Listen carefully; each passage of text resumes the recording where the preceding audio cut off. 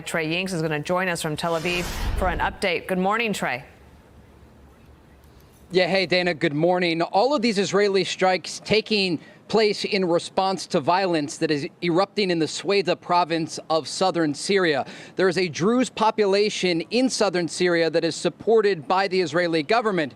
So when violence erupted there earlier this week, the Israelis began to carry out a series of airstrikes against Syrian government tanks that were approaching the city. There was concern that they would participate in the fighting that was being done between the Druze and a Syrian Sunni Bedouin tribe.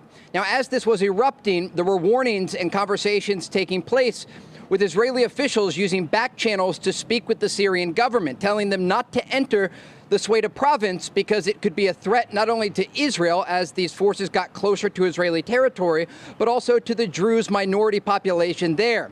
Whenever the government forces continued forward, the Israelis decided to launch a series of airstrikes today against the Syrian capital of Damascus, targeting not only military headquarters in the capital, but also a position within the presidential compound, right next to the presidential palace. Now, we do know that the U.S. Special Envoy to Syria, Tom Barak, has issued a statement condemning the violence against civilians in southern Syria and urging de-escalation. He praised the Syrian government for putting out a similar statement condemning the violence, but indicated their actions and words needed to match.